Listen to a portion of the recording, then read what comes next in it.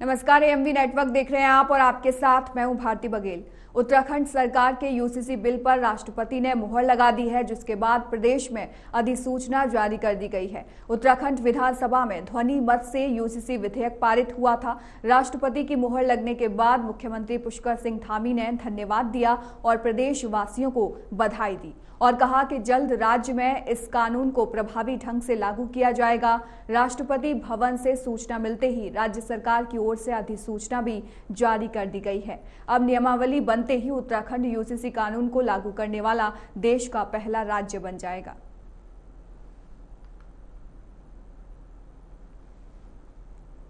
तो यूसीसी विधेयक को राष्ट्रपति की मंजूरी मिल गई है और अब उत्तराखंड में यूसीसी लागू होने वाला उत्तराखंड पहला राज्य बन गया है। सीएम पुष्कर धामी ने आभार जताया है और साथ ही साथ सामाजिक समानता लाएगा यूसीसी, ऐसा सीएम धामी की तरफ से कहा गया है। तस्वीरें हम आपको दिखा रहे हैं, देखिए किस तरीके से जो खुशी का माहौल है वो उत्तराखंड में दिखाई दे रहा है। हालांकि यूसीसी लागू करने की जो तैयारियां थी वो बहुत पहले से चल रही थी और उत्तराखंड की जो सीएम है धामी, उन्होंने पहले ही बोल दिया था कि अगर मैं जीत कर आता हूं तो यूसीसी जो है वो उत्तराखंड में लागू किया जाएगा और अपने किए हुए वादे को उन्होंने निभाया है। उत्तराखंड में यूसीसी लागू हो गया है और साथ ही साथ राष्ट्रपति की मंजूरी भी यूसीसी को मिल गई है। तस्वीरें हम आपको दिखा रहे हैं किस तरीके से, देखिए उत्साह का माहौल है।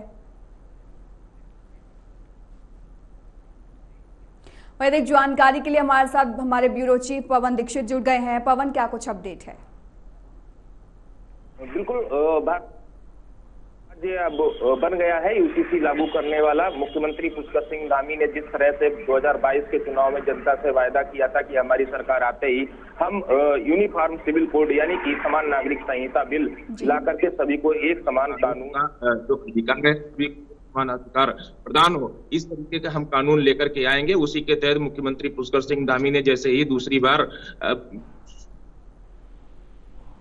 जैसे ही शपथ ग्रहण की है, उसके बाद में मुख्यमंत्री ने यूसीसी की ओर अपना कदम बढ़ाया। सरकार की ओर से कैबिनेट में पास करने के बाद इस पर एक समिति का गठन किया गया था, जो कि रंजना प्रकाश देसाई जो सुप्रीम कोर्ट की रिटायर्ड जज थी, उनकी अध्यक्षता में एक कमेटी का गठन किया गया। इस कमेटी ने सभी पहलुओं पर विचार विमर्श कर सभी लोगों से, जाति धर्म क्षेत्र के लोगों से राय मशविरा करने के बाद में ये ड्राफ्ट तैयार किया, सरकार को सौंपा गया। सरकार ने इस प्रक्रिया को आगे बढ़ाते हुए विशेष सत्र बुला करके फरवरी माह के फर्स्ट वीक में ही उन्होंने जो मुख्यमंत्री पुष्कर सिंह धामी ने इस विशेष सत्र में सिविल कोड को पास कराने के बाद में राज्यपाल महोदय के माध्यम से राष्ट्रपति के पास मंजूरी के लिए भेजा था, जिस पर महामहिम राष्ट्रपति ने परसों इस पर मोहर लगा दी है। इसकी सूचना जैसे ही उत्तराखंड सरकार को मिली है, उसके बाद में उत्तराखंड सरकार और बीजेपी की ओर से लगातार प्रतिक्रिया सामने आ रही है। जैसे कि मुख्यमंत्री पुष्कर सिंह धामी ने भी अपनी प्रतिक्रिया देते हुए ये कहा है कि प्रधानमंत्री नरेंद्र मोदी के नेतृत्व में देश भर में तमाम विकास के कार्य हो रहे हैं। उन्हीं की सोच और उन्हीं के मार्गदर्शन में उत्तराखंड सरकार ने भी यूनिफॉर्म सिविल कोड लागू करने के लिए पहल की थी, जिस पर महामहिम राष्ट्रपति ने अपनी मोहर लगा दी है, मंजूरी दे दी है और अब जल्द ही उत्तराखंड में यूसीसी लागू हो जाएगा। इसके लिए प्रधानमंत्री नरेंद्र मोदी और राष्ट्रपति को मुख्यमंत्री पुष्कर सिंह धामी ने बधाई भी दी है और यही मेरा सवाल था, देते हुए उनका धन्यवाद भी ज्ञापित किया है। जी, यही मेरा सवाल था कि अब राष्ट्रपति की मंजूरी तो मिल गई है कानून को, इसके बाद आगे की प्रक्रिया क्या रहेगी? प्रक्रिया शुरू होती है। जैसा आपने देखा होगा कि केंद्र सरकार के द्वारा 2019 में सीएए लागू कर दिया गया था। सीएए आपको सदन में पास कर दिया गया था, राष्ट्रपति की मंजूरी भी मिल गई थी, लेकिन उसका कानूनी पहलू कैसे उसको लागू किया जाएगा, क्या क्या उसमें प्रावधान होंगे, इसको लेकर के पूरे 5 साल का वक्त लगा केंद्र सरकार को, केंद्रीय गृह मंत्रालय को, जिस पर पूरी तरह से उन्होंने ड्राफ्ट तैयार करके कानून लागू करने का काम अभी पिछले 3 दिन पहले ही सीएए अब लागू हुआ है, क्योंकि कानून का रूप ले चुका है, जिससे अब विदेशी जो नागरिक हैं, जो पाकिस्तान, अफगानिस्तान और बांग्लादेश के जो गैर मुस्लिम धर्म के जो लोग हैं उनको नागरिकता दी जाएगी। वैसे ही यूसीसी है, जब उत्तराखंड सरकार के गृह विभाग के द्वारा अब उसमें अध्ययन किया जाएगा राष्ट्रपति की मंजूरी के बाद में, उसके लिए ड्राफ्टिंग की जाएगी, उसमें बनाया जाएगा कौन कौन से नियम कानून के क्या क्या सजा का प्रावधान, कितने दिन क्या होगा, कितना जुर्माना होगा, ये सारी ड्राफ्टिंग करने के बाद में उत्तराखंड सरकार का गृह विभाग इसको मंजूरी देगा, लागू करेगा। उसके लिए फिर ये प्रदेश के अन्य जिलों में सभी जगह पर इसको लागू करने के लिए निर्देशित किया जाएगा और वो ड्राफ्ट जारी के नोटिफिकेशन जारी किया जाएगा। तो नोटिफिकेशन जब शासन के द्वारा जारी किया जाएगा उसके बाद ही ये कानून का रूप लेगा। उसके बाद में ये सभी लोगों के लिए एक समान कानून बनकर उत्तराखंड के द्वारा ये बना दिया जाएगा, उत्तराखंड सरकार के द्वारा, जिसे अन्य राज्य भी उसे आत्मसात करेंगे। अन्य राज्य भी इसको अपने अपने राज्यों में लागू करने के लिए उत्तराखंड से प्रेरणा लेंगे। पवन, बीजेपी ने तो कह दिया है कि पूरे देश में यूसीसी को लागू किया जाएगा, लेकिन विपक्ष को भी हम सुनते हैं। विपक्ष का ये तमाम आरोप लगते हैं कि SC ST इसमें है नहीं, जो चीजें इसमें होनी चाहिए वो है नहीं, तो हम इसे यूसीसी मानते ही नहीं है। बिल्कुल भारती, क्योंकि EST के लिए संविधान में अलग से प्रावधान है, क्योंकि संविधान के द्वारा वो क्षेत्र जो आदिवासी क्षेत्र है, जहां पर मूलभूत आवश्यकताएं, जहां पर शिक्षा और अन्य व्यवस्थाओं की कमी थी, उस क्षेत्र विशेष को ये आदिवासी क्षेत्र घोषित किया गया था।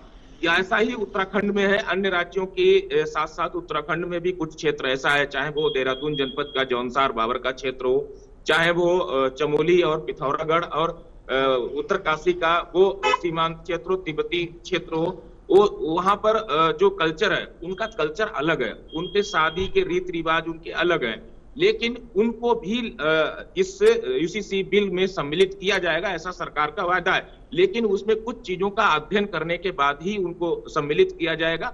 लेकिन अभी उनको इससे बाहर रखा गया है, यूसीसी से बाहर रखा गया है। जो EST है, जो कि मतलब शेड्यूल्ड ट्राइब एरिया है, उनको अभी यूसीसी से बाहर रखा गया है। लेकिन सरकार का दावा यही है कि भविष्य में उस पर अध्ययन करने के बाद में इस बिल को आज पास किया गया है, राष्ट्रपति की मंजूरी मिली है, लेकिन भविष्य में ऐसा नहीं है कि इसमें संभावनाएं नहीं है या इसमें इसको संशोधन नहीं किया जा सकता है। जैसे अन्य बिलों में भी संशोधन विधेयक लाया जाता, भविष्य में जरूरत पड़ेगी उसके अनुसार इसमें परिवर्तन करने की भी तमाम गुंजाइश है, वो इसमें किया जाएगा।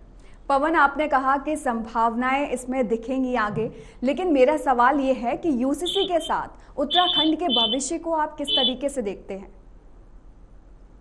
बिल्कुल भारतीय, उत्तराखंड के भविष्य को देखते हुए ही, नफा और नुकसान को देखते हुए ही भारतीय जनता पार्टी की धामी सरकार के द्वारा ये यूसीसी लाया गया है। कहीं न कहीं इसमें जो देवभूमि की बात कही जाती है, उत्तराखंड देवभूमि है, यहाँ पर सर्वाधिक जो मत है, सर्वाधिक जो जनसंख्या है वो हिंदू धर्म की है, और ऐसे में हिंदुओं को इस बिल से कोई परहेज नहीं है। हालांकि मुस्लिमों के लिए भी इसमें कोई भी ऐसा प्रावधान नहीं किया गया है जिससे मुस्लिम को आहत पहुंचे। हाँ, ये जरूर है कि शादी ब्याह बारात और जो इसका जो लिव इन रिलेशनशिप है, गोद लेने की जो परंपराएं हैं, जो संपत्ति का जो बंटवारा है उसमें हक हकूक है, इन तमाम चीजों को जरूर इसमें इसकी व्याख्या की गई है, इसमें इसका प्रावधान किया गया है, जो कि ये उत्तराखंड के जो आम नागरिक है उनको इससे बड़ी राहत भी मिलने वाली है।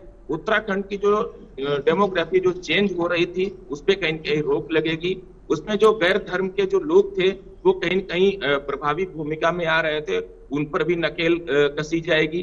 तो ऐसे में ये जो उत्तराखंड सरकार के द्वारा बिल लाया गया है वो कहीं कहीं अपने लोगों को हिंदुत्व को और हिंदुत्ववादी सोच को बचाने के लिए और उनको और ज्यादा बढ़ावा देने के उद्देश्य से इसको लाया गया है। और यही वजह है कि आज इसमें जो संभावनाएं हैं, जैसे कि इसमें अब लाभ क्या होगा, उत्तराखंड के लोगों का क्या कहना है, तो उत्तराखंड के लोग इस बिल से संतुष्ट हैं और यही वजह है कि ये अमित सरकार के द्वारा वायदा किया गया था और उसको पूरा भी किया गया। आगामी 2024 के जो लोकसभा चुनाव में ये यूसीसी भी एक उत्तराखंड का बड़ा मुद्दा भारतीय जनता पार्टी के लिए बनने वाला है। पवन, इन दिनों हम देख रहे हैं कि सीए का विरोध किस तरीके से हो रहा है, विपक्षी दल किस तरीके से, हालांकि ममता बनर्जी ने तो जान देने तक की बातें कर दी हैं, तो इसी तरह क्या आपको लगता है कि यूसीसी को विपक्ष लागू होने देगा सभी राज्यों में जहां पर उसकी सरकार है? भारतीय सभी राज्यों में क्या इसका इफेक्ट पड़ेगा ये बात का विषय है, क्योंकि अभी जो ये उत्तराखंड देवभूमि से इसकी जो शुरुआत हुई है वो एक इसी वजह से उत्तराखंड से इसकी शुरुआत की गई है कि इसके नफा नुकसान आगामी चुनाव में कितना प्रभावी होंगे, कितना पॉलिटिकल माइलेज मिलेगा या फिर उसमें घाटा होगा, ये देखने के लिए ही उत्तराखंड राज्य से इसकी शुरुआत की गई है।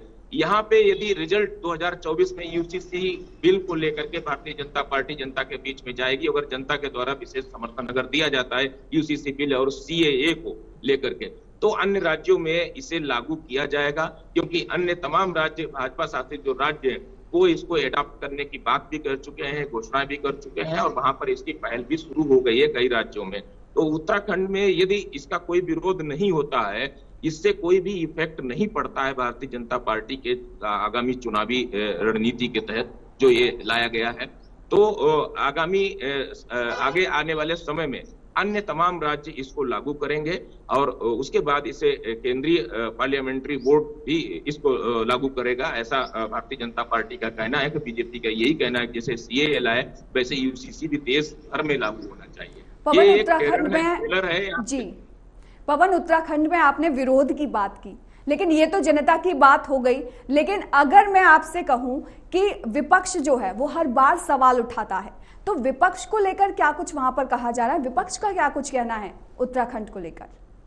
यूसीसी बिल को लेकर के उत्तराखंड का जो मुख्य विपक्षी पार्टी है कांग्रेस, जिसके 19 विधायक वर्तमान में उत्तराखंड में हैं, लेकिन उनके द्वारा ये यूसीसी बिल यहाँ पे ना तो यूं कहूं कि ना उगला जा रहा है ना लीला जा रहा है, क्योंकि कांग्रेस यदि इसका विरोध करती है तो हिंदू जो वोटर है वो कहीं न कहीं जो कांग्रेस से छिटकता हुआ नजर आएगा। वहीं यदि इसका सपोर्ट करती है तो जो मुस्लिम धर्म के जो लोग हैं, जो उनका मुख्य वोटर है कांग्रेस का, वो कांग्रेस से नाराज होगा। तो ऐसे में कांग्रेस इसको एकदम न्यूट्रल वे में ले रही है। इस पर किसी भी प्रकार की कोई भी ऐसी प्रतिक्रिया देने से कांग्रेस बच रही है कि इससे आगे आने वाले जो। ठीक है पवन, आप लगातार हमारे साथ बने रहिए, आपसे आगे भी अपडेट लेते रहेंगे।